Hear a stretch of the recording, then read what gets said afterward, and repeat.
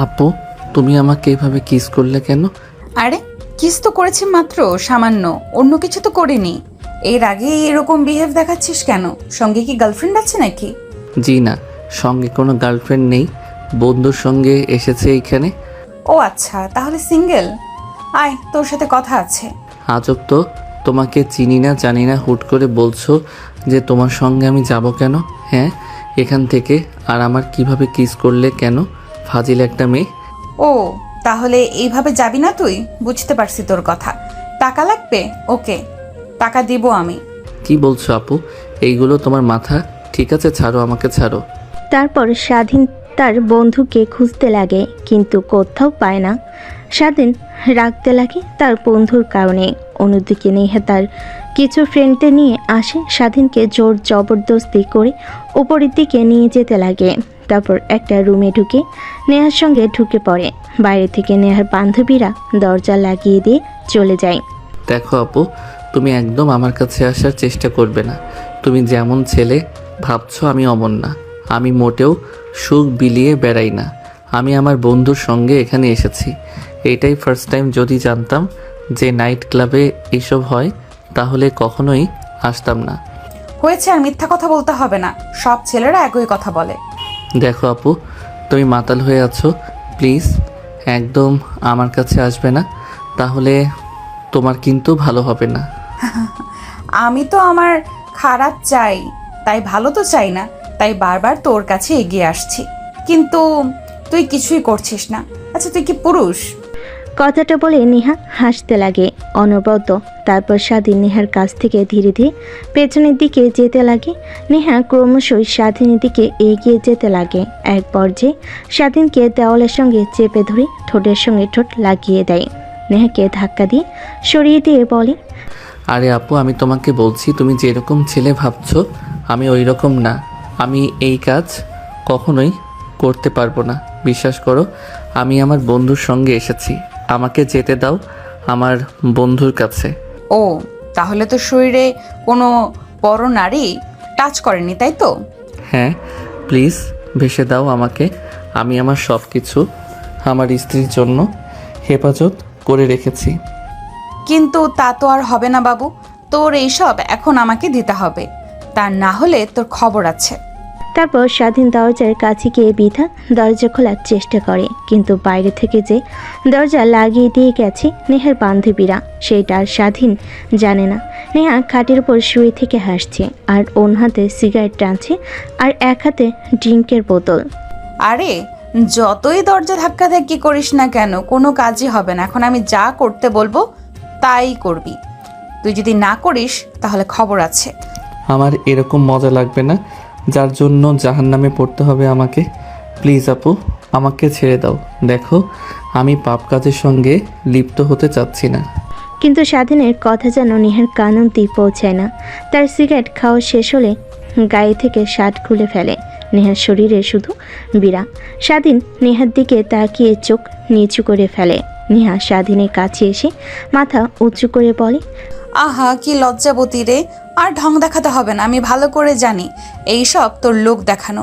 কিরে, আয়। আপু প্লিজ ছেড়ে দাও, আমি মার কাছে যাব। ধ্যাৎ, তোকে বলে কোনো লাভই হবে না। কিন্তু তোকে যতই দেখছি ততই অবাক হচ্ছি।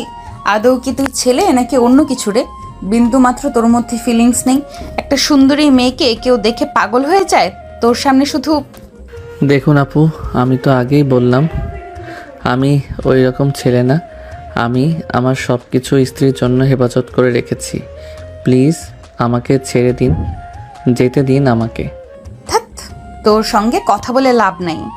যা করার আমাকেই করতে হবে।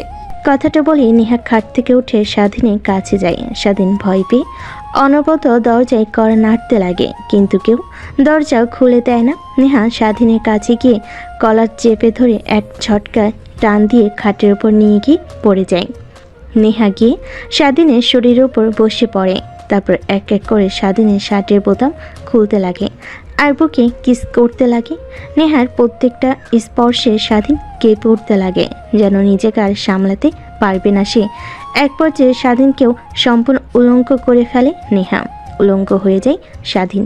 নেহার দিকে তিক্ত দৃষ্টিতে তাকিয়ে থাকতেই উত্তেজিত হয়ে পড়ে। তারপর নেহা স্বাধীনকে কিস করতে লাগে। অনবরত স্বাধীনের অমত থাকা সত্ত্বেও নেহার প্রত্যেকটা কিসের রেসপন্স করতে লাগে। এইভাবে কেটে যায় প্রায় 5 মিনিট। নেহাকে উপর থেকে সরিয়ে খাটের উপর শুয়ে দিয়ে স্বাধীন নেহার শরীরের উপর উঠে পড়ে। তারপর নেহাকে আদর দিতে লাগে। স্বাধীনের এই রূপ দেখে অবাক হয়ে যায়। 1 ঘন্টা পর পুরো ঘরটা নিস্তব্ধ হয়ে গেছে। দুইটা শরীরে ঘন ঘন নিঃশ্বাস ফেলছে। এসি চলছে, তারপর দুইটা শরীর ঘেমে একাকার। নেহা স্বাধীনকে তার বুকের সঙ্গে শক্ত করে জড়িয়ে চুলগুলো নিয়ে খেলা করছে। স্বাধীন যখন বুঝতে পারে যে কাজ করেছে, অন্যায় করেছে, তখন নেহার উপর থেকে উঠে পড়ে। ঘরে এক কোণে গিয়ে হাঁটু উঁচু করে থুতনি লাগিয়ে কান্না করতে লাগে। নেহা স্বাধীনের কাণ্ড দেখে অবাক হয়ে যায়। কিরে, তোর আবার কি হলো? হাসি খুশি আনন্দ করার সময় তো দেখলাম তুই ভালোই, এখন ওইভাবে কান্না করছিস কেন? সেখানে কান্না করার কথা আমার, সেখানে তুই। আপু, তুমি যা আমার সঙ্গে করেছো তা একদমই ঠিক করনি। আমি তোমাকে অভিশাপ দিলাম, তোমার বিয়ে হবে না। আর যদি বিয়েও হয়, এমন হাজবেন্ড পাবে যে অনেক বাজে থাকবে আর লুচ্চা হবে। কি বললি? বিয়ে? তাও আবার আমি? অসম্ভব। আমি এনজয় করব আর উপভোগ করব লাইফটাকে। বিয়ে করে নিজের জীবন নষ্ট করব কেন? এর জন্যই তো বিয়ে করি না। কোনো বয়ফ্রেন্ডও নেই, উল্টো ঝামেলায় কেন পড়তে যাব? কি, তুমি এত বাজে একটা মেয়ে? বাজে কথাটা শুনে নেহার কেন জানি অনেক খারাপ লাগে। খাট থেকে উঠে ওই অবস্থাতে স্বাধীনের কাছে এসে ঠাস ঠাস করে থাপ্পড় লাগিয়ে দিয়ে বলে, উত্তর বাচ্চা, কি বললি? আমি বাজে মেয়ে, তাই না? আর তোরা কি? হ্যাঁ, এক মেয়েকে নিয়ে সুখে থাকতে পারিস না? তোদের 1000টা মেয়ে লাগে, আবার বলছিস আমরা বাজে? তোদের মতো কুত্তার বাচ্চাদের জন্য অনেক মেয়ের জীবন নষ্ট হয়ে যায়। অনেক মেয়ে সুইসাইড পর্যন্ত করে ফেলে তোদের জন্য। কি বলছেন এইগুলো আপনি? আর আমাকে মারলেন কেন? আমি আবার কোন মেয়ের জীবন নষ্ট করলাম? তুই না, কিন্তু তোর মতো ছেলে মানুষে অনেক খারাপ। আচ্ছা ওয়েট, তুই বের হয়ে যা, কিন্তু হ্যাঁ, কখনো এসব কথা কাউকে বলতে পারবি না। আপু, আপনার টাকা আপনার কাছে রাখেন, আমার লাগবে না। আর হ্যাঁ, আজ যা আমার সঙ্গে করলেন তার জন্য আপনাকে একদিন না একদিন দেখেন পস্তাতে হবে। আরে যা যা এখান থেকে। কথাটা বলে নেহাকে খাটের উপর কাঁথা দিয়ে ঘুমিয়ে পড়ে। স্বাধীন ফ্লোর থেকে তার পোশাক উঠিয়ে পরিধান করে নেয়। তারপর দরজার কাছে এসে দাঁড়িয়ে কড়া নাড়তে যাবে, দেখে দরজা খোলা। স্বাধীন দেখে অবাক হয়ে যায়। একটু আগে এই দরজা কতবার নক করেছে, কিন্তু খুলিনি। এখন দরজা সঙ্গে হাত লাগার সঙ্গে সঙ্গেই খুলে গেল। আর কোনো চিন্তা না করে রুম থেকে বেরিয়ে যায় স্বাধীন। শেষবার নেহার দিকে তাকাই, দেখে একটা মায়াবী মেয়ে খাটের উপর শুয়ে আছে। যেন কেউ দেখে বুঝতে পারবে না এই মেয়েটা এত জঘন্য। স্বাধীন সেদিকে এক পলক তাকিয়ে আবার যেতে লাগে। নিচে এসে দেখে তার বন্ধু সোফায় বসে চিন্তা করছে কি যেন। স্বাধীন সামনে দাঁড়াতে স্বাধীনের বন্ধু মাথা তুলে উপরের দিকে তাকায়। স্বাধীনকে দেখতে পেয়ে জড়িয়ে ধরে বলতে লাগে, আরে কোথায় হারিয়ে গিয়েছিলি তুই? এতবার ফোন করছি, মেসেজ দিছি, কোনো রিপ্লাই পাচ্ছি না। কোথায় গিয়েছিস? অনেক টেনশন হচ্ছিল আমার। একটাবার বলে যাবি না আমাকে? তোকে আগে অনেকবার বলেছিলাম আমি এই জায়গাটাতে আসবো না, কিন্তু তুই তো আমার কোনো কথাই শুনলি না। বললি যে ভাবি এইখানে আসবে। আচ্ছা, এখানে যারা আছে প্রত্যেক মেয়ে কি বাজি নাকি? কেন রে, হঠাৎ এই প্রশ্ন করছিস যে? স্বাধীন ভাবতে লাগে, সজীবকে বল আদৌ কি ঠিক হবে? নেহা তো বলেছে যেন কাউকে না বলি, তাই বলল না কিছু। না বলে স্বাধীন তার বন্ধুকে নিয়ে নাইট ক্লাবের বাইরে চলে আসে। তারপর গাড়ি করে স্টার্ট দিয়ে বাসার দিকে যেতে লাগে। আরে তুই কিন্তু বললি না নাইট ক্লাবে হঠাৎ করে কোথায় হারিয়ে গিয়েছিলি? ফোন দিলাম, ফোন রিসিভ করছিস না। তুই আমার কথা এড়িয়ে যাচ্ছিস কেন? কিছু হয়েছে? আরে না, কিছুই হয়নি। আসলে আমার নাইট ক্লাবের মধ্যে থাকতে বিরক্ত লাগছিল, তাই একটু বাহিরে এসেছিলাম হাওয়া খাওয়ার জন্য। আর কখন যে প্রকৃতির মাঝে হারিয়ে গিয়েছিলাম, তোর ফোন ধরতে পারি নাই। কিন্তু তুই তো ওপর থেকে আসলি, যেখানে হোটেলে, ওইখানে তো সব কাপড়রা একসঙ্গে রাত কাটায়। তার মানে কি তুই? স্বাধীন তার বন্ধুর কথা শুনে রাগী দৃষ্টিতে সেই দিকে তাকায়। স্বাধীনের বন্ধু সজীব স্বাধীনকে তাকানো দেখে হেসে ফেলে। তারপর গাড়ি স্টার্ট দিয়ে পুনরায় বাসার দিকে যেতে লাগে। বাসার সামনে এসে হর্ন দিতেই দারোয়ান এসে দরজা খুলে দেয়। গাড়িটা পার্কিং লটে রেখে তাদের ফ্ল্যাটে চলে যায়। ফ্ল্যাটে গিয়ে স্বাধীন সোজা তার রুমে চলে যায়। দরজা লক করে ওয়াশরুমে চলে যায় গোসল করার জন্য। যতক্ষণ না গোসল করবে ততক্ষণে শরীর পরিপাক হতে পারবে না। তারপর গোসল করে বাহিরে বের হয়ে মাথার চুল তোয়ালে দিয়ে মুছতে লাগে। ঠিকমতো এমনতো অবস্থায় স্বাধীনের ফোন বাজতে লাগে। স্বাধীন অন্য হাত দিয়ে ফোন হাতে নিয়ে দেখে তার মা ফোন করেছে। ফোন রিসিভ করে স্বাধীন বেলকনিতে চলে যায়। হ্যালো, আসসালামু আলাইকুম। এত রাতে ফোন করেছো যে, কিছু কি হয়েছে বাড়িতে? না রে বাবা, কিছুই হয়নি। আসলে তোর কথা অনেক মনে হচ্ছিল। তোর বাবা বাসায় নেই, অফিসের কাজে সিলেট গিয়েছে, একা বাসায়। তাই ভাবলাম তোর সঙ্গে একটু কথা বলি। আপু কোথায় গিয়েছে? আপু অন্তত বাড়িতে আছে। হ্যাঁ, আছে তো। তোর আপুর পরীক্ষার রেজাল্ট বের হয়েছে, ভার্সিটিতে ভর্তি হওয়ার জন্য প্রস্তুতি নিচ্ছে। তোদের ওইখানে নাকি সুন্দর আর নাম করা একটা ভার্সিটি আছে, ওইটাতে লেখাপড়া করবে। এর জন্য অনেক পরিশ্রম করছে। ও আচ্ছা, তাহলে তো ভালোই হয়, তাই না? তুমি কি খাবার খেয়েছো? হ্যাঁ, খাবার খেয়েছি। কিন্তু তুই খাবার খাসনি? হ্যাঁ মা, একটু পড়লাম, তাই এখনো খাবার খাইনি। এখন খাবার খেতে যাব, ঠিক তখনই ফোন করেছো। তারপর স্বাধীন তার মায়ের সঙ্গে বেশ কিছুক্ষণ বেলকনিতে দাঁড়িয়ে কথা বলতে লাগে। কথা বলা শেষ করে স্বাধীন রুমে প্রবেশ করে, পোশাক পরে নেয়। তারপর নিচে আসে খাবার খাওয়ার জন্য। দেখে স্বাধীনের বন্ধু সজীব সোফায় বসে কার সঙ্গে যেন ভিডিও কলে কথা বলছে। স্বাধীন সজীবের পাশের সোফায় বসে পড়ে, টিভি অন করে টিভি দেখতে লাগে। সজীব তার গার্লফ্রেন্ডের সঙ্গে কথা বলা শেষ করে স্বাধীনের দিকে তাকিয়ে বলে, কিরে, তোর মন এভাবে মরা কেন? কি হয়েছে আমাকে বল। দেখ, ক্লাবে যদি কিছু হয়ে থাকে আমাকে বল, আমি ওটা সমাধান করে দিচ্ছি।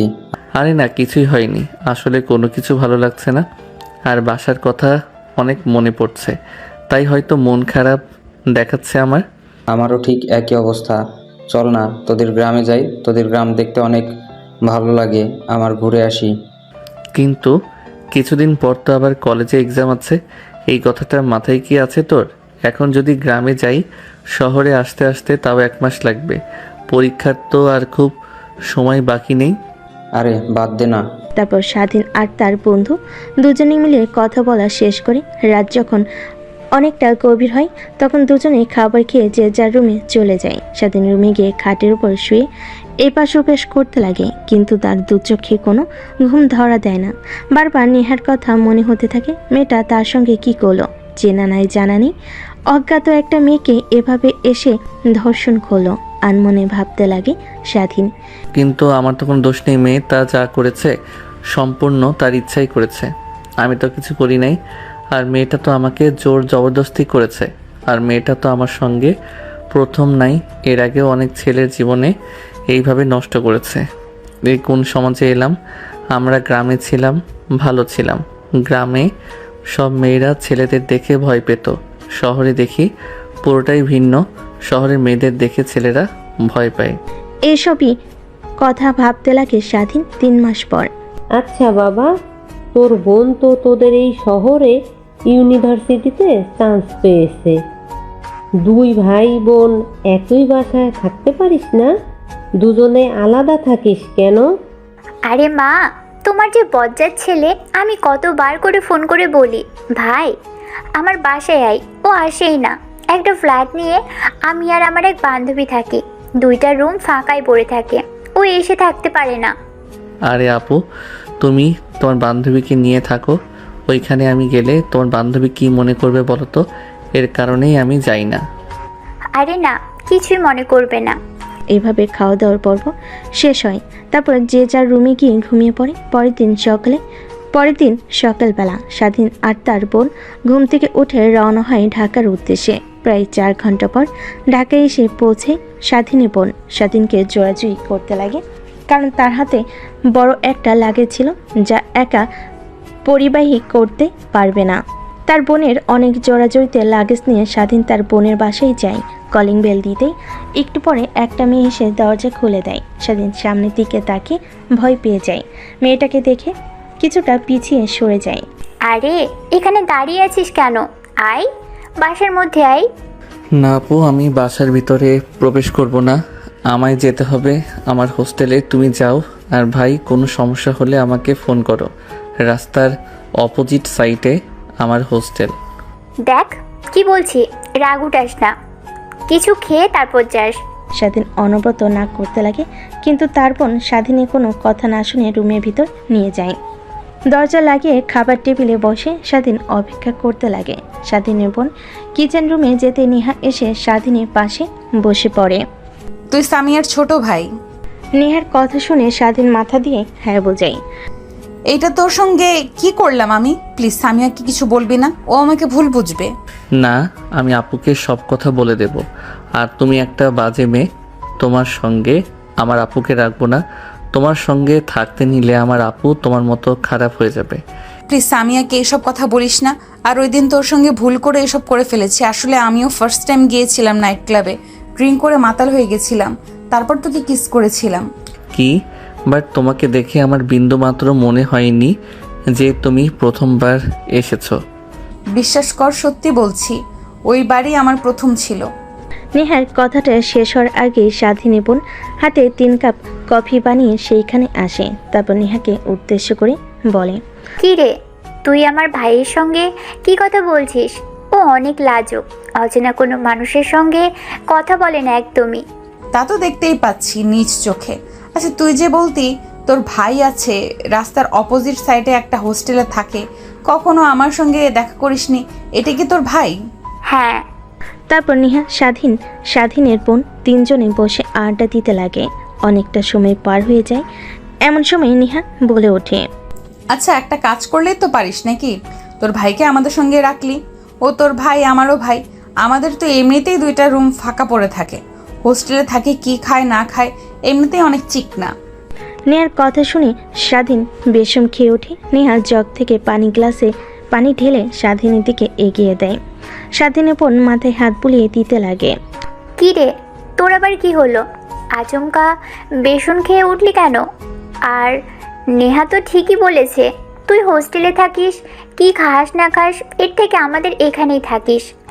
দেখো, আমি ছেলে মানুষ, তোমার হয়তোবা কোনো সমস্যা না হতে পারে আপু, কিন্তু তোমার বান্ধবীর সমস্যা হতে পারে। আমি হোস্টেলে ভালো আছি।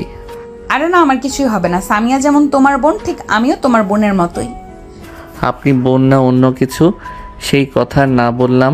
আমি এখানে আসলে রাতে আমার সঙ্গে সবসময় উল্টাপাল্টা কাজ করতে পারবেন আপুর চোখ আড়াল করে, তাই না? আমি একদমই আসবো না। কথাটা তার মনে ভাবতে লাগে। স্বাধীন ঠিক তখনই পাশ থেকে স্বাধীনী বোন আবার বলে ওঠে, কি রে, তুই আবার কি ভাবছিস?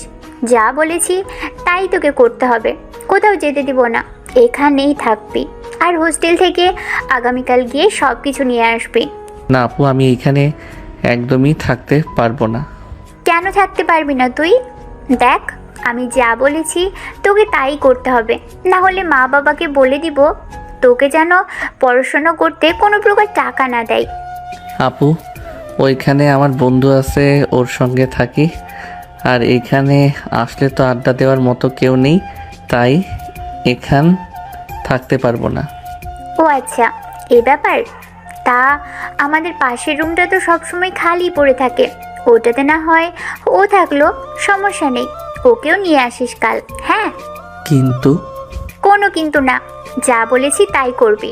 আমরা 2টা মেয়ে এক ফ্ল্যাটে থাকি, কোনো সময় যদি কিছু হয়ে যায় তখন তোরা থাকলে আমাদের সঙ্গে আমাদেরও সেফটি হলো, তোরাও আমাদের সঙ্গে থাকতে পারলি। কথাটা বলে স্বাধীনের বোন কফির মগ নিয়ে কিচেন রুমে চলে যায়। অন্যদিকে স্বাধীন নেহার দিকে তাকাতে নেহা মুচকি একটা হাসি দিয়ে সেখান থেকে উঠে চলে যায়। স্বাধীন মুচকি হাসির মানে বুঝতে পারে না, সেইখানে ধ্যান মেরে বসে থাকে। একটু পর স্বাধীনের বোন এসে স্বাধীনকে একটা রুম দেখিয়ে দেয়, অনেক পরিপাটি গোছানো একটা রুম। তারপর রুমে গিয়ে ব্যাগ থেকে পোশাক বের করে ফ্রেশ হয়ে খাটের উপর শুয়ে থাকে, বন্ধুর সঙ্গে কথা বলছিল। এমন সময় দরজা দিয়ে রুমের মধ্যে প্রবেশ করে নেহা।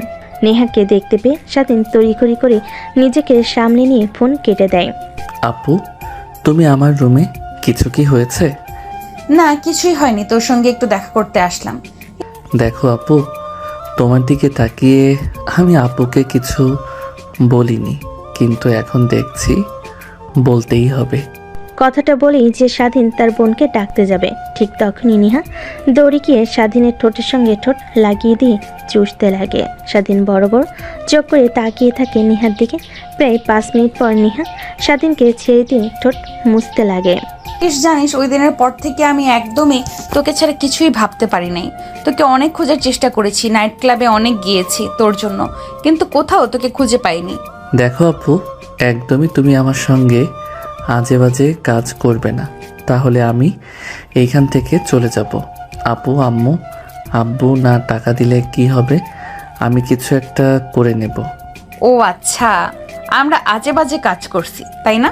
চল তাহলে তোকে বিয়ে করে ফেলি, তখন আর তো আজে বাজে কাজ হবে না, সব বৈধতা হবে, তাই না? কি? তাও আবার তোমার মতো বাজে একটা মেয়েকে বিয়ে করব? অসম্ভব, একদমই না। যেই মেয়ে নাইট ক্লাবে একটা ছেলেকে দেখতে পেয়ে তার উপর ঝাঁপিয়ে পড়ে, না জানি আমাকে রেখে যখন আমার থেকে সুন্দর কাউকে দেখবে তার সঙ্গে আবার ওই কাজ করা শুরু করবে। স্বাধীনের কথা শুনে নেহার অনেক রাগ হয়, কারণ সে তো একবার বলেছে যে নিজের মধ্যে ছিল না, ড্রিঙ্কস করে মাতাল হয়ে গিয়েছিল। তাই রাগে নেহা স্বাধীনের দিকে এগিয়ে যেতে লাগে। ঠিক এমন অবস্থায় পিছন থেকে স্বাধীন উপর নেহাকে উদ্দেশ্য করে বলে, কি রে, তোকে পাঠালাম যে যা স্বাধীনকে ডেকে নিয়ে আয় খাবার খাওয়ার জন্য, আর তুই এসে দুজনে গল্প শুরু করেছিস।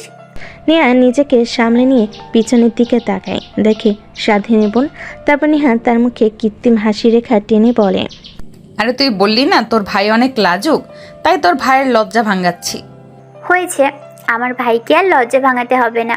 এখন আয় তুই আমার সাথে, আর স্বাধীন তুইও আয়, খাবার খেয়ে নিবি। কথাটা বলি স্বাধীনের বোন নেহাকে নিয়ে রুম থেকে বেরিয়ে আসে। নেহা বারবার স্বাধীনের দিকে রাগী দৃষ্টিতে তাকিয়ে থাকে। স্বাধীন বুঝতে পারে তার আজকে খবর আছে। তারপর শোয়া থেকে উঠে খাবার টেবিলে চলে যায়। খাবার খাওয়া শেষ করে স্বাধীন রুমে এসে ভালোভাবে দরজা লাগিয়ে তারপর লাইট অফ করে মোবাইল অন করে বন্ধুর সঙ্গে গেমস খেলতে লাগে। রাত যখন অনেক গভীর হয় তখন দেখতে পায় তার পায়ে ভার ভার অনুভব হয়। স্বাধীন ভয় পেয়ে যায়। ফ্ল্যাশ লাইট অন করে দেখে নেহা তার পায়ের উপর বসে আছে। স্বাধীন চিৎকার দিতে যাবে, এর আগে নেহা এসে স্বাধীনের মুখে হাত দিয়ে চেপে ধরে। দেখ, তুই তোর বোনকে কি বলবি, উল্টা আমি বলবো তুই আমাকে জোর জবরদস্তি করেছিস। তখন দেখবি তোর বোন তোর কোনো কথাই বিশ্বাস করবে না, আমার কথা বিশ্বাস করবে। আর ওই আমি সব কিছু ভিডিও রেকর্ড করে রেখেছি, যদি চিৎকার চেঁচামেচি করিস তাহলে ভিডিওটা তোর বোনকে আর তোর বাবা মাকে দেখিয়ে দেব, তখন দেখবি তোর কি হাল করে। নেহার কথা শুনে স্বাধীনও বলতে লাগে। নেহা কিছুই বুঝতে পায় না। স্বাধীন মুখ থেকে হাত সরাতে স্বাধীন ঘন ঘন নিঃশ্বাস নিতে লাগে। আর যদি অল্প কিছুক্ষণ হাত মুখে দিয়ে রাখতো তাহলে নির্ঘাত পরপরে চলে যেত। আরে আপু, তুমি কি আমাকে মেরে ফেলতে চেয়েছিলে নাকি এইভাবে মুখ চেপে ধরে? আরে তোকে মারবো কেন, তোকে তো ভালোবাসবো, আদর দেব। ভালোবাসার মানুষ কি কখনো মেরে ফেলা যায় বল? আপু, তুমি হয়তোবা ভুলে যাচ্ছ যে আমি তোমার থেকে 4 বছরের জুনিয়র। এটা কখনো সম্ভব না। কি সম্ভব না? তুই হয়তো আমার আসল পরিচয় জানিস না। আমি যা একবার চেয়েছি তাই পেয়েছি। আমি এখানে তোর বোনের সঙ্গে মা বাবার সঙ্গে রাগ দেখিয়ে তাদের সঙ্গে অভিমান করে এইখানে এসে রয়েছি। না হলে আমার আশেপাশে সব সময় সর্বনিম্ন 20 থেকে 25 জন বডিগার্ড মোতায়েন থাকতো। আর কি বললি, আমার পেছনে পেছনে অনেক ছেলে লাইন দিয়ে দাঁড়িয়ে আছে, তাদের দিকে আমি ফিরেও তাকাই না। তুমি তাহলে যাও না সেই ছেলেদের কাছে, দেখবে তোমার চাহিদা ও পূরণ করবে, তুমিও আনন্দ পাবে। কিন্তু আমি তো তোমার থেকে জুনিয়র, তোমার চাহিদা পূরণ করতে পারবো না। প্লিজ আপু, আমার সঙ্গে এসব আর করবে না। আর আমি তখন বলেছি উল্টাপাল্টা কিছু করলে আমি এখান থেকে চলে যাব। বুঝতে পারছি, সোজা আঙুলে ঘি উঠবে না, আঙুল বাঁকাতেই হবে। কি তার মানে? তুমি ওই দিন রাতে মদ খেয়ে? স্বাধীনকে আর কোনো কথা বলতে না দিয়ে নেহা স্বাধীনের উপর শুয়ে পড়ে, ঠোঁটের সঙ্গে ঠোঁট লাগিয়ে চুষতে লাগে। আর পা দিয়ে স্বাধীনের পায়ে অনবরত টাচ করতে লাগে, যেন স্বাধীন উত্তেজিত হয়ে যায় আর তাকে সুখ দিতে পারে। কিন্তু স্বাধীন পাথরে নাই সেইখানে শুয়ে থাকে। এক পর্যায়ে নেহা স্বাধীনের রেসপন্স না দেখে অনেকটা রেগে যায়। রেগে স্বাধীনের ঠোঁটে কামড় দেয়। স্বাধীন আহ বলে ওঠে। তারপর এক এক করে নেহা স্বাধীনের শরীর থেকে পোশাক খুলতে লাগে। নেহার প্রত্যেকটা স্পর্শে স্বাধীন কেঁপে উঠতে লাগে। এক পর্যায়ে নিজেকে আর সামলাতে না পেরে নেহার সঙ্গে তালে তাল মিলাতে লাগে। দুজন হারিয়ে যায় ভালোবাসার এক অতল গভীরে। 2 ঘন্টা পর নেহা স্বাধীন বুকের উপর শুয়ে আছে। স্বাধীন নেহার চুলগুলোতে হাত বুলিয়ে দিচ্ছে, যেন সে নিজের মধ্যে নেই। ঠিক তখনই নেহা বলে ওঠে, আচ্ছা জানিস, তোকে যে বলেছিলাম না আমি ড্রিঙ্ক করে মাতাল হয়ে তোর সঙ্গে ওইসব করেছি, মিথ্যা কথা বলেছি। আমি ড্রিঙ্ক করি অনেক আগে থেকেই, কিন্তু কখনোই মাতাল হতাম না। কিন্তু তোকে দেখে মাতাল হয়ে গেছিলাম, জোর জবরদস্তি করতে লাগি। ভেবেছিলাম তুই বাজে, কিন্তু না। কিন্তু ওই দিনের পর থেকে তোকে নিয়ে ভাবতে ভাবতে কখন যে তোকে ভালোবেসে ফেলেছি আমি নিজেও জানি না। বিশ্বাস কর, আমি তোকে অনেক ভালোবাসি। হ্যাঁ, বুঝতে পারছি। আর কিছু বলবেন? কি বুঝলি তুই? নেহা স্বাধীনের বুকের উপর থেকে মাথা উঁচু করে স্বাধীনের দিকে তাকিয়ে কথাটা বলে, এইটাই বুঝতে পারলাম যে আমি আপনার চাহিদা পূরণ করার বাহক মাত্র। এসব ভালোবাসার অভিনয় করতে হবে না। আমি কি বলি, একটা ভালো ছেলে দেখে বিয়ে করে ফেলেন, অযথা কোনো ছেলের জীবন নিয়ে খেলা না করে। হ্যাঁ, বিয়ে তো করতে চাই, কিন্তু যাকে করব সে তো আর রাজি হচ্ছে না। কোনো জোর করে ওইসব করতে পারলে, কেন জোর করে এইসব করতে পারলে আমার সঙ্গে অন্য আরেকটি ছেলেকে উঠে বিয়ে করতে পারবেন না? সব অভিনয় করেন আপনি, তাই না? হ্যাঁ, অভিনয় তো করি বটে, কিন্তু আগে সকালটা হতে দে, তারপর তোকে দেখাচ্ছি। স্বাধীন নেহার দিকে একবার তাকিয়ে উপরের দিকে তাকিয়ে বলে। স্বাধীন আর কিছু বলে না, কারণ সে ভালো করে জানে নেহার সঙ্গে যত কথা বলবে ততই নেহা তার সঙ্গে তর্কাতর্কি করবে। এক পর্যায়ে স্বাধীন নেহাকে শক্ত করে জড়িয়ে ধরে অবাক হয়ে যায়, তারপর ঘুমিয়ে যায়। পরের দিন সকালবেলা ঘুম থেকে স্বাধীন উঠে দেখে নেহা নেই।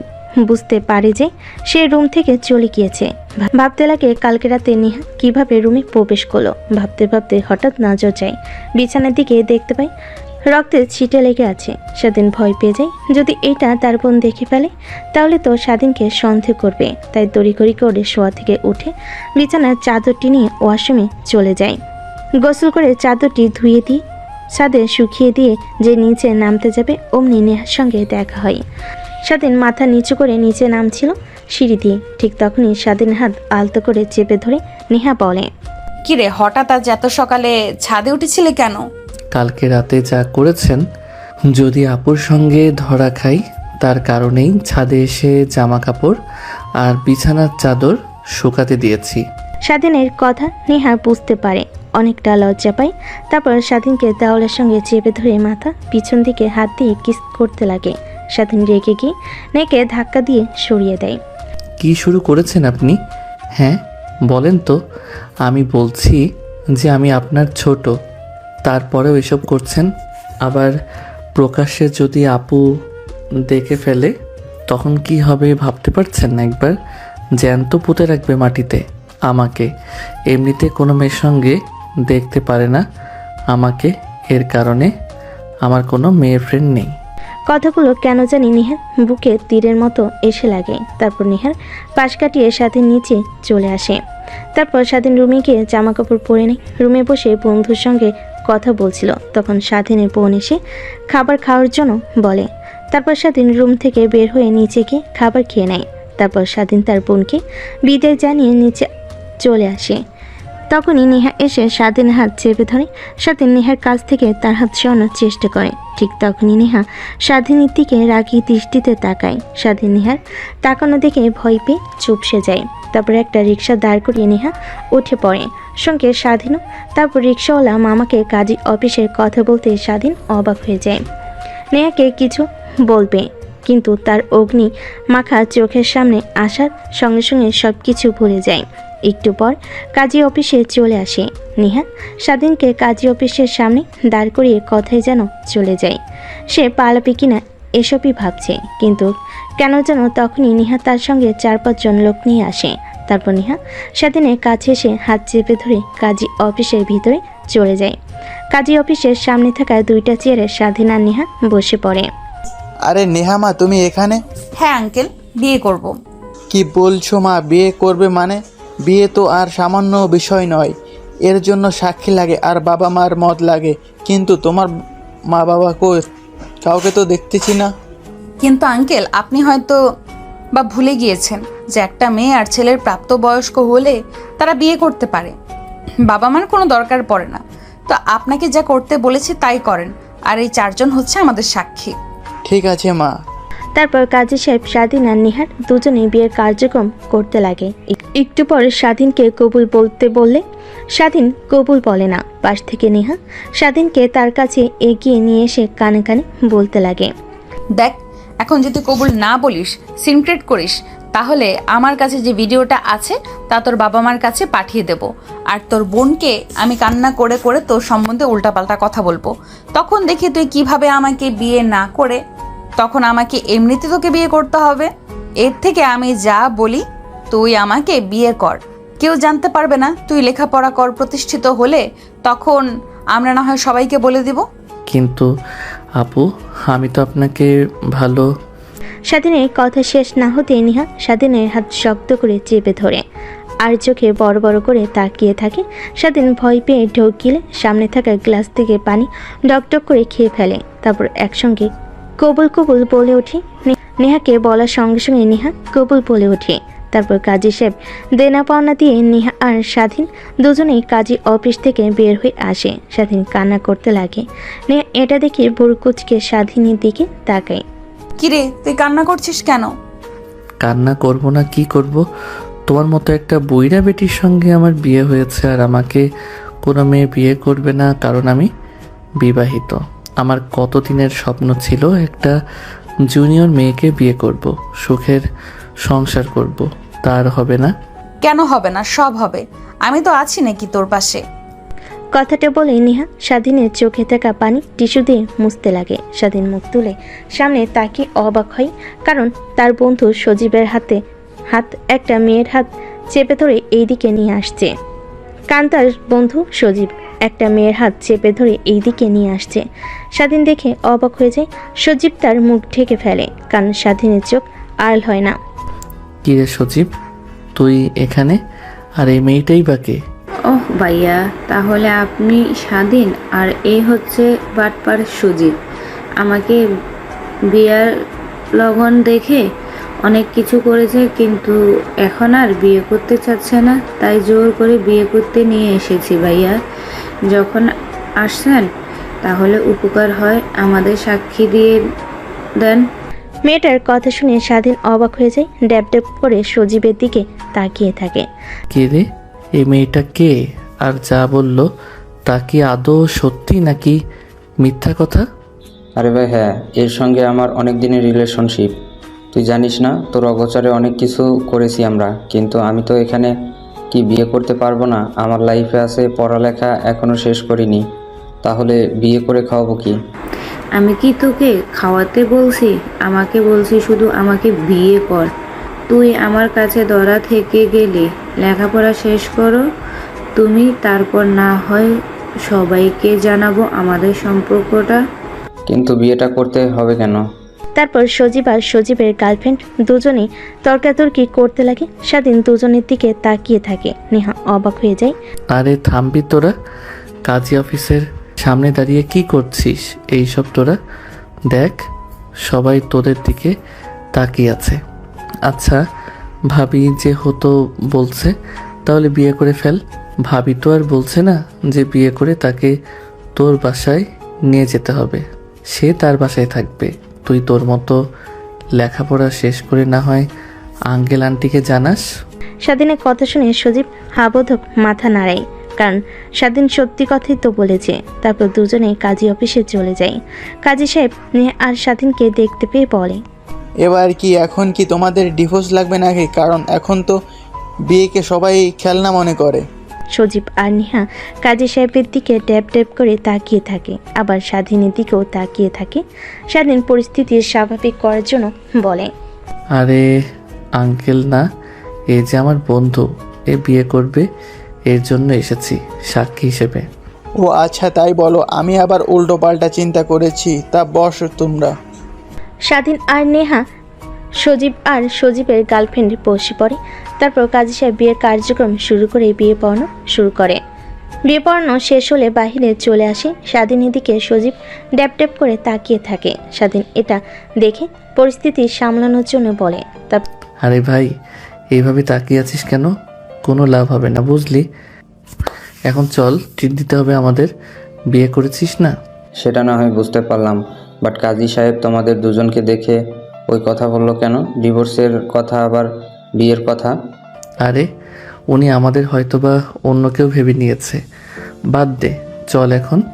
না না না, যাওয়া যাবে না। আগে এটার উত্তর দে, তারপর। আচ্ছা আপু, আপনি বলেন তো কি হয়েছে? তারপর সজীবকে নেহা সব কথা খুলে বলে তাদের বিয়ের কথা। শুধুমাত্র সজীব কথাটা শুনে হাসতে লাগে।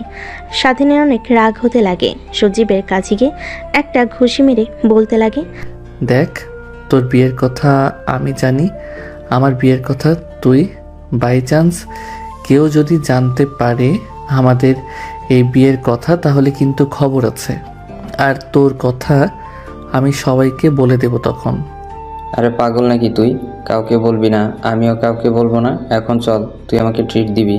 আমি কেন তোকে ট্রিট দিতে যাব? তোদের বিয়ের সাক্ষী আমরা দিয়েছি, আমাদের তুই ট্রিট দিবি? তখনই নেহা পাশ থেকে বলে, চলো, তোমাদের কাউকেই ট্রিট দিতে হবে না, আমি তোমাদের খাওয়াবো। তারপর দুইটা রিক্সা দাঁড় করিয়ে চারজন উঠে পড়ে। তারপর একটা রেস্টুরেন্টের সামনে গিয়ে নেমে রিক্সাওয়ালাকে ভাড়া দিতে চলে যায়। তারপর তারা রেস্টুরেন্টে ঢুকে খাওয়া দাওয়া করে চারজনে অনেক এনজয় করতে লাগে। দেখতে দেখতে অনেকটা সময় পার হয়ে যায়। তারপর চারজন রেস্টুরেন্ট থেকে বের হয়ে রিক্সা নিয়ে পুরো শহরটা ঘুরতে লাগে। এমন সময় স্বাধীনের ফোন বাজতে লাগে। পকেট থেকে ফোন বের করতেই নেহা একটু কৌতূহল নিয়ে হাত থেকে ফোন কেড়ে নিয়ে দেখে আপু লেখা। বুঝতে পারে সামিয়া ফোন করেছে, তাই স্বাধীনের দিকে এগিয়ে দেয়। স্বাধীন নেহাকে চোখ বাঁকিয়ে প্রশ্ন করে, এখন আপুকে কি বলবো বলেন? আপু তো বলেছিল যে হোস্টেল থেকে সব কিছু গুছিয়ে যেন খুব তাড়াতাড়ি বাসায় যাই, কিন্তু আমরা তো বাহিরে দিয়ে ঘুরছি এখন। কিছু একটা বলো তুমি। তারপর স্বাধীন ফোন রিসিভ করে কানের কাছে ধরতেই ওপাশ থেকে সামিয়া বলতে লাগে, কি রে, তুই কখন বের হয়েছিস বাসা থেকে? এখনো আসিসনি কেন? হোস্টেল থেকে সব কিছু আনতে তো আর এত সময় লাগার কথা না। আপু, একটা কাজে বন্ধুর সঙ্গে কলেজে এসেছি, একটু পর বাসায় গিয়ে তারপর না হয় আমরা দুজন যাব। ও আচ্ছা, তাহলে তাড়াতাড়ি চলে আসিস। কথাটা বলে স্বাধীন ফোন রেখে দেয়। স্বস্তির একটা নিঃশ্বাস ফেলে। অন্যদিকে নেহা অপলক দৃষ্টিতে স্বাধীনের দিকে তাকিয়ে থাকে। স্বাধীন অনেকটা অবাক হয়ে যায় নেহার তাকানো দেখে। কি হয়েছে আপু, তুমি এইভাবে আমাদের দিকে তাকিয়ে আছো কেন? না, দেখছি আমার কিউট বরটাকে। স্বাধীন নেহার কথা শুনে ফিক করে হেসে ফেলে। নেহা স্বাধীনের হাসির দিকে অপলক দৃষ্টিতে তাকিয়ে থাকে। এইভাবে অনেকটা সময় পার হয়ে যায়। পার্কে ঘোরাঘুরি শেষ করে আরেকটা রিক্সা নিয়ে স্বাধীন আর সজীব দুজনেই হোস্টেলে চলে আসে। তারপর দুজনেই গোছগাছ করে হোস্টেলের সবার কাছ থেকে বিদায় নিয়ে চলে আসে বাসায়। কলিং বেল দিতে নেহা এসে দরজা খুলে দেয়। সজীব মুখ ফসকে বলে ফেলে, ভাবি আপনি এখানে? পাশ থেকে স্বাধীনের বোন সবকিছু শুনতে পায়। কে ভাবি? কার ভাবি? কিসের ভাবি? না মানে আপু মুখ ফসকে বের হয়ে গেছে। ও আচ্ছা, বুঝতে পারছি। তা তোমরা ভিতরে আসো। তারপর সজীবকে একটা রুম দেখিয়ে দেয়। সজীব তার রুম অনেক পছন্দ হয়। গোছগাছ করে স্বাধীনের রুমের মধ্যে প্রবেশ করে দেখে স্বাধীন মোবাইলে গেমস খেলছে। স্বাধীনের পাশে বসে বলতে লাগে, কিরে, কিছু তো বুঝতে পারলাম না। নেহা ভাবি এখানে কেন? নেহা হলো আমার আপুর বান্ধবী। কি? হ্যাঁ সত্যি। কেমনে কি ভাই? তুই কি তাহলে নেহা ভাবিকে আগে থেকে চিনতি নাকি? আর তোকে কোনো মেয়ে যদি চোখের ইশারা দিত তাও তো আমার কাছে এসে বলতেই, কিছুই তো বললি না। কিছু হয়েছে, ব্যাপার খুলে বলতো। স্বাধীন সজীবের এমন প্রশ্নে কি বলবে বুঝতে পারে না। তাকে তো আর নাইট ক্লাবের কথা বলা যাবে না বলে নেহাকে বাজে ভাববে, তাই ভাবতে লাগে কি বলা যায়। এক পর্যায়ে বলতে লাগে, তুই যেরকম আমার কাছ থেকে মিমের কথা লুকিয়েছিস, ঠিক আমি একই রকম নেহার কথা লুকিয়েছি তোর কাছ থেকে। ও আচ্ছা, তাই বল। তারপর সজীব আর স্বাধীন দুজনেই কথা বলতে লাগে। অনেকটা সময় পার হয়ে গেলে স্বাধীন এবং তাদের দুজনকে ডাকতে লাগে খাবার খাওয়ার জন্য। তারপর খাবার টেবিলে গিয়ে খাওয়া দাওয়া শেষ করে যে যার রুমে গিয়ে ঘুমিয়ে পড়ে। স্বাধীন কালকে নাই আজকেও দরজা ভালোভাবে লাগিয়ে দেয়, যেন নেহা কোনোভাবে খুলতে না পারে। ভিতর থেকে লক করে রাখে যেন খুলতে না পারে। তারপর রুমে এসে খাটের উপর শুয়ে পড়তে চোখ লেগে আসতেই ঠিক তখনই ফোন ভাইব্রেশন হতে লাগে।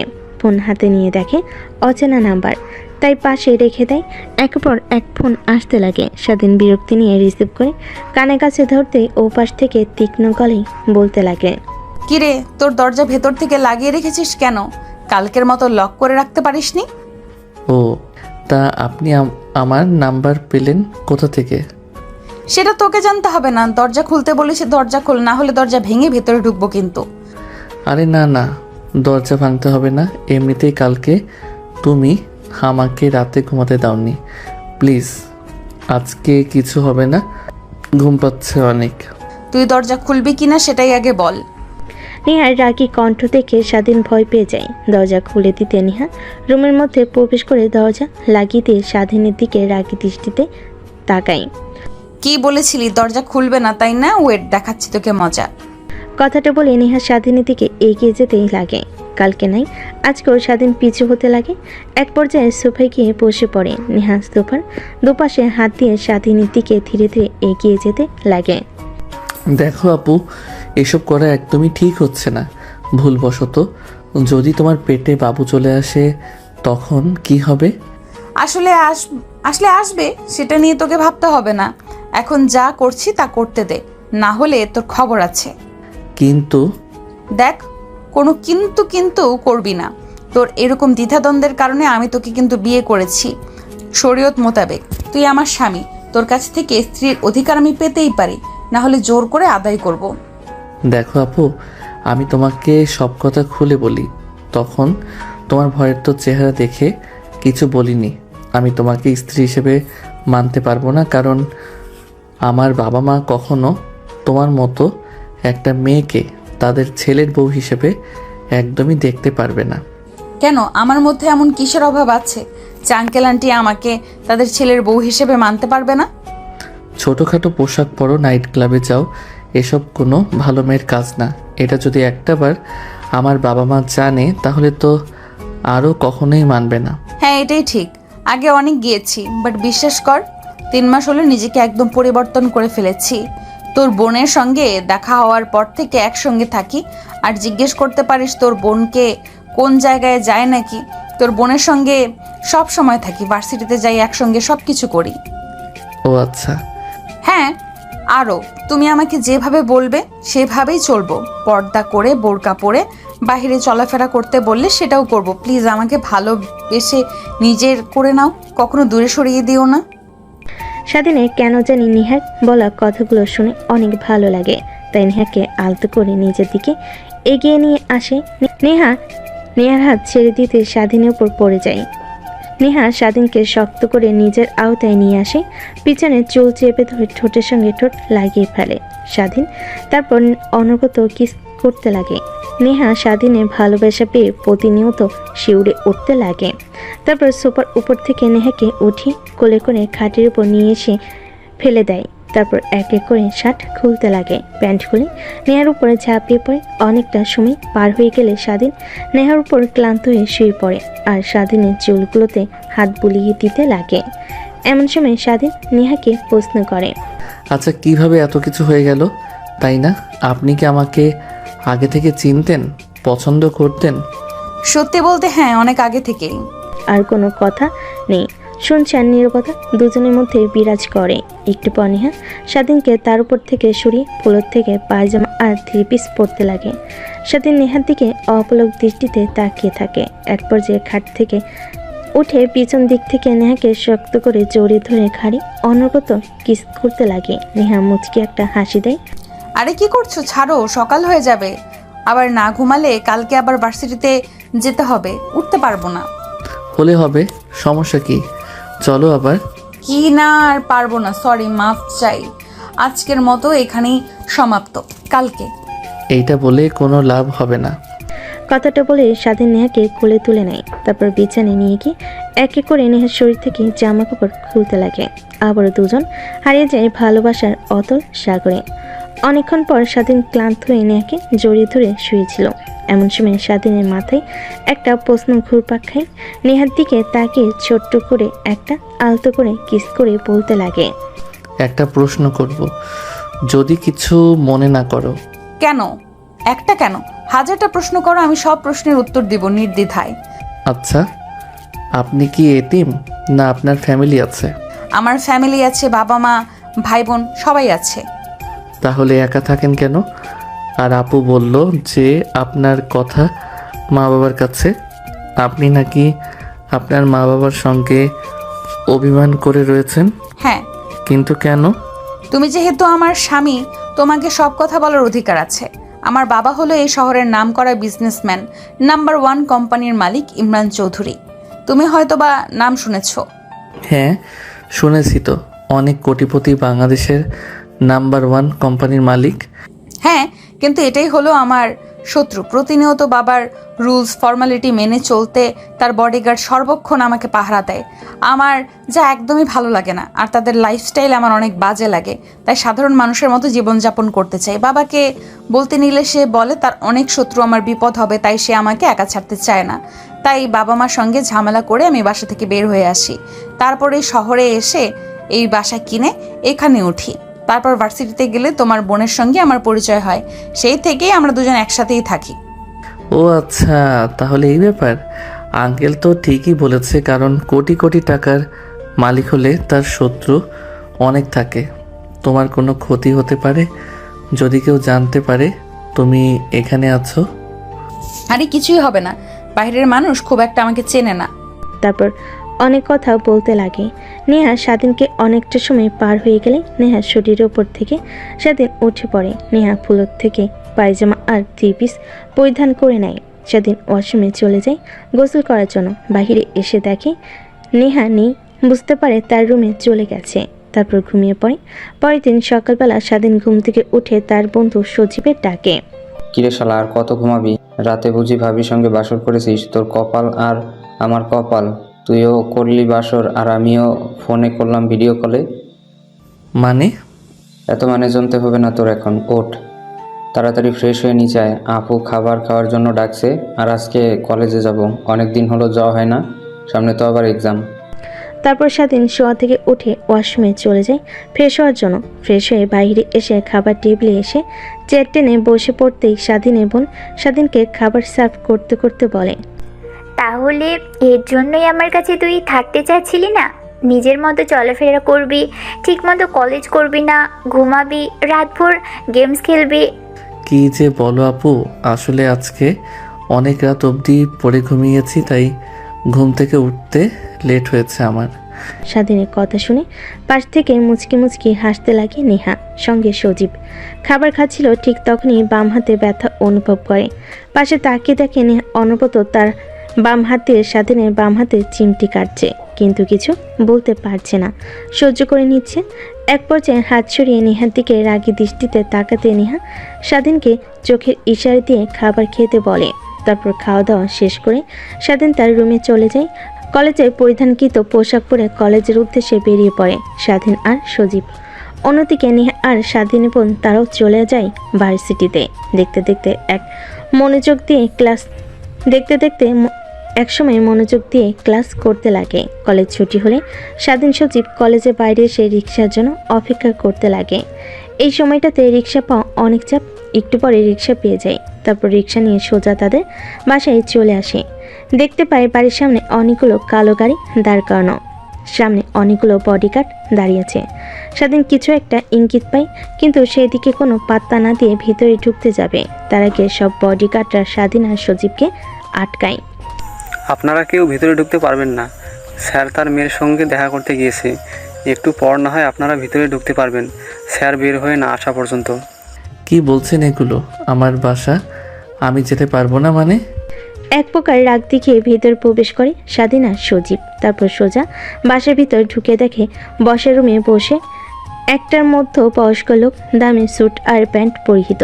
স্বাধীন দেখে বুঝতে পারে এইটা নেহার বাবা। পাশ কাটিয়ে সোজা রুমে চলে যায়। ফ্রেশ হয়ে নিচে এসে দেখে এখনও লোকটা বসে আছে।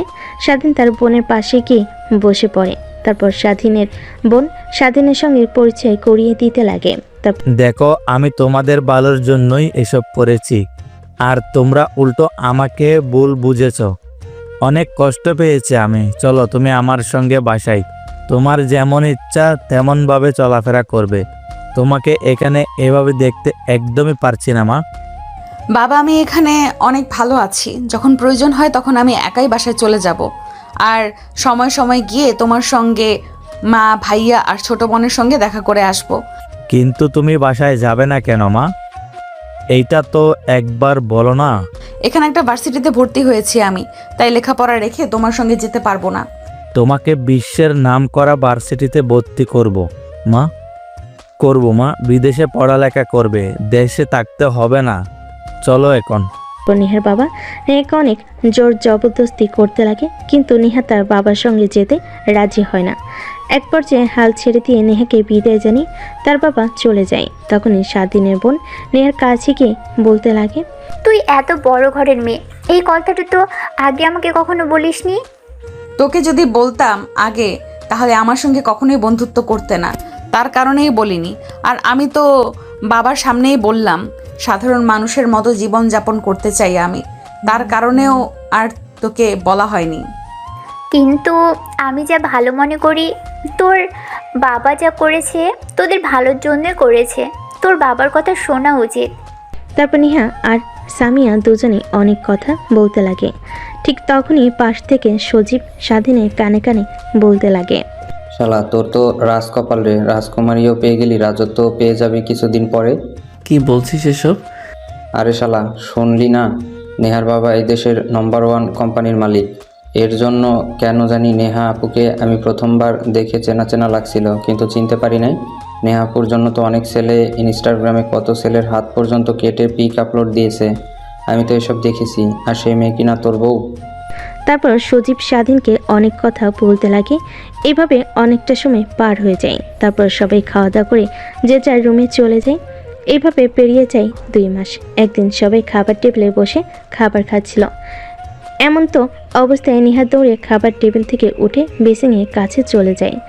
নেহাকে খাবার টেবিল থেকে দৌড়ে উঠে যেতে দেখে স্বাধীনের বোন সামিয়া নেহার কাছে গিয়ে দেখে নেহা অনবরত বমি করে চলেছে। সামিয়া বুঝতে পারে না নেহার বমি হওয়ার কারণ কি। এক পর্যায়ে নেহা বমি শেষ হলে সামিয়া নেহাকে পানি খাইয়ে দিয়ে মাথায় পানি দিয়ে তার রুমে নিয়ে গিয়ে শুয়ে দিয়ে আসে। তারপর আবার খাবার খেতে টেবিলে আসে। তখনই স্বাধীন প্রশ্ন করে, আচ্ছা আপু, নেহাপুর কি হয়েছে? হঠাৎ করে উঠে বেলসিনের কাছে গেল যে? আরে আমিও তো বুঝতে পারলাম না কি হয়েছে ওর। গিয়ে দেখি অনবরত বমি করে চলেছে। আল্লাহই জানে মেয়েটার আবার কি হলো। কথাটা বলে স্বাধীনের বোন খাবারের প্লেটগুলো নিয়ে কিচেন রুমে চলে যায়। সজীব পিছন থেকে স্বাধীনকে কোনায় দিয়ে এক নাগারে গুতা লাগে। স্বাধীন রেখে পিছনের দিকে তাকাতেই সজীব বলে, ভাই তুই তো এখন বাবা হতে চলেছিস, মিষ্টি খাওয়া আমাদের। বাবা মানে কি বলছিস এসব কথা তুই? আরে হ্যাঁ, কারণ একটা মেয়ে কখন বমি করে জানিস? যখন তার পেটে বাচ্চা থাকে, তখন খাবার খাওয়ার সঙ্গে সঙ্গে বমি করে। আর আমি বেশ কিছুদিন ধরে দেখছি নেহাপুর মধ্যে কেমন যেন পরিবর্তন, পেট ধীরে ধীরে ফুলে উঠছে। সজীবের কথা শুনে স্বাধীনের মাথায় চিন্তার বাজ পড়ে যায়। কারণ এখন যদি বেবি হয় তাহলে কি হবে? তার ফ্যামিলি কি মেনে নেবে? সে এখনও তার ফ্যামিলির উপর নির্ভর করে লেখাপড়া করছে। রে শালা, কই হারিয়ে গেলি? মিষ্টি তো খাওয়া এখন আমাদের। দেখ, উল্টাপাল্টা কথা বলবি না। একদমই অসুখও তো হতে পারে নাকি? সেটাও হতে পারে, বাট আমি যা সন্দেহ করলাম তাই বললাম। আগামীকাল তুই একবার নেহাকে ডক্টরের সঙ্গে দেখা করিয়ে নিয়ে আসিস। স্বাধীন মাথা দিয়ে হ্যাঁ বোঝে। তারপর সোজা রুমে চলে যায়। রাত একটু গভীর হলে স্বাধীন রুম থেকে বের হয়ে দরজা লাগিয়ে নেহার রুমে দরজা খুলে ভিতরে ঢুকে পড়ে। দেখে নেহা বই পড়ছে। স্বাধীনকে দেখতে পেয়ে বইটা পাশে রেখে দেয়। স্বাধীন সে নেহার পাশে বসে পড়ে, মাথায় হাত বুলিয়ে দিতে লাগে। নেহা স্বাধীনের বুকে মাথা রাখে। স্বাধীন নেহাকে শক্ত করে জড়িয়ে ধরে। কি হয়েছে তোমার? এইভাবে বমি করলে কেন? জানি না, বেশ কিছুদিন হলো এরকম হচ্ছে, আর অনেক টক খেতে ইচ্ছে করছে। এর কারণ তো কিছুই বুঝতে পারছি না। নেহার কথা শুনে স্বাধীনের আরও সন্দেহ গাঢ় হয়, কারণ এই লক্ষণ তো গর্ভবতী মায়েদের একমাত্র হয়। কি ভাবছো এভাবে? আচ্ছা, আমি যদি মারা যাই তুমি অনেক খুশি হবে, তাই না? কারণ জোর করে বিয়ে করেছি, জোর করে ভালোবাসার অধিকার আদায় করে নিয়েছি। আমি মরে গেলে এইসব আর কে করবে? অনেক খুশি হবে তুমি। নেহার কথা শুনে স্বাধীনের বুকের বাঁ পাশে চিনচিনে ব্যথা হতে লাগে। কিছুই হবে না, তোমায় কিছুই হয়নি। কালকে আপুর সঙ্গে ডাক্তারের কাছে যেও, তাহলে এই চিন্তা মুক্ত হয়ে পড়বে। আর হ্যাঁ, প্রথমে হয়তো তোমাকে ভালোবাসিনি, কিন্তু এখন বিশ্বাস করো অনেক অনেক ভালোবাসি, নিজের জীবনের থেকেও বেশি। কথাটা বলে স্বাধীন নেহার কপালে আলতো করে একটা চুমু দেয়, তারপর আবার বলতে লাগে, আচ্ছা, এখন যদি তোমার বাবা আসে আর বলে তোমাকে তার সঙ্গে নিয়ে যাবে যেইভাবেই হোক, তখন কি তুমি আমাকে ভুলে যাবে? স্বাধীন নামে কেউ তোমার জীবনের সঙ্গে জড়িয়েছিল? আরে না, পাগল নাকি তুমি? আমার স্বামী আর আমার অ্যাকাউন্টে যত টাকা আছে তুমি আজীবন বসে খেয়েও ফুরাতে পারবে না। আমি বলবো না বিয়ে করেছি, আমার স্বামী তুমি পরিচয় করিয়ে দেব, তারপর বাবার রেগে একা চলে যাব। কথাটা বলে নেহা স্বাধীনকে জড়িয়ে ধরে। এভাবে অনেকটা সময় পার হয়ে যায়। এমন সময় স্বাধীন বলে, চলো বাইরে যাই, অনেক সুন্দর চাঁদ উঠেছে, ছাদ থেকে অনেক ভালো দেখাবে। ছাদে যাও, আমি কফি বানিয়ে আনছি। তারপর স্বাধীন কিচেন রুমে গিয়ে কফি বানিয়ে ছাদে যায়। দেখে নেহা দোলনায় বসে আছে। স্বাধীন নেহার পাশে বসে পড়ে মুক্ত আকাশে পূর্ণিমার জ্যোৎস্না দেখতে লাগে দুজন মিলে। এভাবে অনেকটা সময় পার হয়ে গেলে রাত যখন গভীর হয়, তখন স্বাধীন নেহাকে কোলে তুলে নেয়। তারপর সিঁড়ি দিয়ে নিচে নেমে নেহার রুমে নেহাকে দিয়ে স্বাধীন তার রুমে এসে ঘুমিয়ে পড়ে। পরের দিন সকালবেলা স্বাধীন ঘুম থেকে উঠে ফ্রেশ হয়ে কলেজে চলে যায়। অন্যদিকে নেহা স্বাধীনের বোনকে নিয়ে হসপিটালে চলে যায়। স্বাধীন ক্লাসে মনোযোগ দিতে পারে না, যদি তার সন্দেহটা ঠিক হয়, আবার যদি নেহার কোনো মারাত্মক রোগ হয়। এসব বিষয় নিয়ে চিন্তা করতে করতে ক্লাস শেষ করে কলেজ ছুটি হলে বাসে এসে দেখে নেহা বসার রুমে বসে আছে চিন্তিত হয়ে, পাশে তার বোন। স্বাধীন রুমের দিকে যাচ্ছিল, এমন সময় পিছন থেকে তার বোন ডাক দেয়। স্বাধীন বাধ্য ছেলের মতো তার বোনের সামনে গিয়ে দাঁড়ায়। স্বাধীনের বোন বসা থেকে উঠে স্বাধীনের গালে ঠাস ঠাস করে থাপ্পড় মারতে লাগে। এইটুকু ছেলে হয়ে বিয়ে করে ফেলেছিস, আবার বাবাও হতে চলেছিস। একটাবার কাউকে জানানোর প্রয়োজন মনে করলি না? ছি, আমার বলতেও ঘেন্না হচ্ছে। তুই আমার ভাই। স্বাধীন যা বোঝার বুঝে ফেলেছে। নেহা তার বোনকে সব কথা খুলে বলেছে। স্বাধীন মাটির দিকে তাকিয়ে থাকে, আরেকটা থাপ্পড় দিতে যাবে সামিয়া। এমন সময় নেহা এসে সামিয়ার হাত চেপে ধরে। দেখো, ওর কোনো দোষ নেই, আমি জোর করে বিয়ে করেছি আর সবাইকে বলতে নিষেধ করেছি, এর কারণেই কাউকে বলিনি। স্বাধীন, তাই বলে আমাকেও বলবে না? আমি ওর বোন হই, আমি কি তোদের সম্পর্কটা মেনে নিতাম না? উল্টো আমি মা বাবাকে বোঝাতাম। আর এখন কি বলবো? তার ছেলে লুকিয়ে বিয়ে করেছে, আবার বাচ্চার বাবা হচ্ছে, তখন বাবা মা কি বলবে বুঝতে পারছিস তোরা? আপু, ভুল করে ফেলেছি, প্লিজ তুমি বাবা মাকে রাজি করাও। আর নেহার কোনো দোষ নেই, যা করার আমি করেছি, ওর সঙ্গে জোর করে বিয়ে করেছি ওকে। তারপর নেহা স্বাধীনের বোন তিনজনের কথা বলতে লাগে। তার সজীব দর্শকের ন্যায় দাঁড়িয়ে আছে। স্বাধীনের বোন মাথা চেপে ধরে সোফায় বসে পড়ে। আচ্ছা, তুই তোর রুমে যা, পোশাক পরিবর্তন করে আয়। আমি মা বাবাকে এখনই আসতে বলছি ঢাকায়। স্বাধীন তার রুমে চলে যায় পোশাক পরিবর্তন করার জন্য। ওয়াশরুমে যায় ফ্রেশ হওয়ার জন্য। বাইরে এসে দেখে নেহা তোয়ালে হাতে নিয়ে দাঁড়িয়ে আছে। স্বাধীন নেহাকে কি বলবে কিছুই বুঝতে পারে না। নেহার হাত থেকে তোয়ালেটা নিয়ে মুখ মুছতে লাগে। নেহা বুঝতে পারে স্বাধীন অনেক অভিমান করে আছে তার উপর, কারণ সে এখন বেবি চায়নি। দেখো, এখানে তো আমাদের কোনো হাত নেই। স্বয়ং আল্লাহ তাআলা চেয়েছিলেন যে আমাদের এই সম্পর্কটা সবার মাঝে যেন প্রকাশ পায়। লুকিয়ে লুকিয়ে সম্পর্কটা চালানোর থেকে প্রকাশ পেয়ে সবার মাঝে, এটাই ভালো। আর তুমি নারাজ হয়ে থেকো না প্লিজ। আরে পাগলি, কি বলো? নারাজ হয়ে থাকবো কেন? আমি বাচ্চার বাবা হচ্ছি, এটা তো অনেক আনন্দের কথা, তাই না? আমি অনেক খুশি। বাট তোমাকে দেখে একটুও মনে হচ্ছে না। স্বাধীন খুশি হয়ে নেহাকে শক্ত করে জড়িয়ে ধরে উপরে তুলে ঘোরাতে লাগে। আরে নামাও নামাও, পড়ে যাবে, আর যে কেউ দেখতেও পারে। এখন আর দেখলে কোনো সমস্যা নেই, কারণ সবাই জেনে গেছে। হয়েছে, আর বলতে হবে না, চলো নিচে যাই, সবাই আমাদের জন্য অপেক্ষা করছে। তারপর নেহা আর স্বাধীন দুজনেই নিচে চলে আসে। এভাবে সময় কোথা দিয়ে পার হয়ে যায় বুঝতেই পারে না। সন্ধ্যা হতে স্বাধীনের বাবা মা সবাই চলে আসে। ইমিডিয়েটলি খবর দেওয়াতে তার একটু চিন্তিত হয়ে আসে। রুমের মধ্যে ঢুকে স্বাধীন আর সামিয়াকে সুস্থ দেখে স্বস্তির নিঃশ্বাস ফেলে। বাবা, তোদের কিছু হয়নি তো? হঠাৎ করে তোরা তাড়াহুড়া করে খবর দিলি, কিছু কি হয়েছে তোদের? স্বাধীন কোনো উত্তর না দিয়ে মাথা নিচু করে ফেলে। তারপর স্বাধীনের বোন তার বাবা মাকে সব কথা খুলে বলতে লাগে। অনেক রাগ হতে লাগে। নেহার দিকে তাকিয়ে নিমিষেই সব রাগ মাটি হয়ে যায় তাদের, কারণ এত সুন্দর একটা মেয়ে। নেহা এগিয়ে এসে স্বাধীনের মা বাবার পা ছুঁয়ে সালাম করে। বেঁচে থাকো মা, বেঁচে থাকো। কিন্তু তোমরা যা করেছো একদমই কাজটা ঠিক করনি। তোমরা যদি আমাদের বলতে, আমরা ধুমধাম করে আয়োজন করে বিয়ে দিতাম, কিন্তু যা করার তো করেই ফেলেছো। এখন ছেলের বিয়ে না দেখে নানা হচ্ছি। কথাটা বলে সেইখানে থাকা সবাই হাসতে লাগে। ঠিক তখনই দরজার কলিং বেল বাজতে লাগে। স্বাধীনের বোন গিয়ে দরজা খুলে দেয়। তখনই হুড়মুড়িয়ে ভেতরে প্রবেশ করে নেহার বাবা মা, ভাই আর ছোট বোন। স্বাধীনের বাবা নেহার বাবাকে দেখে অবাক হয়ে যায়। দাঁড়িয়ে হ্যান্ডশেক করতে লাগে আর বলতে লাগে, আরে দোস্ত, তুই এখানে? আমারও তো একই প্রশ্ন, তুই এখানে কেন? আরে এইটা হচ্ছে আমার মেয়ে, আর এটা হচ্ছে আমার ছেলে। এরা দুজন এই বাসাতে থাকে। কি, তার মানে স্বাধীন তোর ছেলে?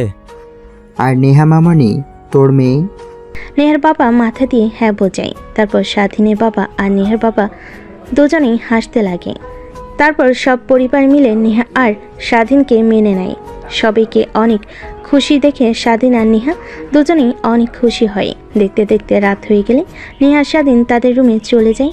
স্বাধীন নেহার কাছে এসে খাটের উপর বসে থেকে বলতে লাগে, কখনো ভাবতেও পারিনি যে সব কিছু এইভাবে ঠিক হয়ে যাবে। ভেবেছিলাম যদি একবার কোনোভাবে আপু কিংবা বাবা মা জানতে পারে তাহলে আমার খবর আছে।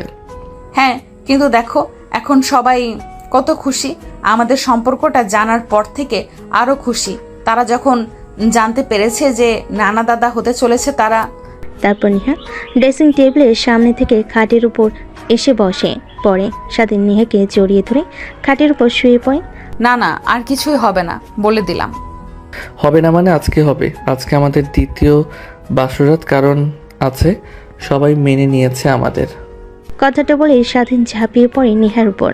আর বাকিটা আপনাদের না জানলেও চলবে।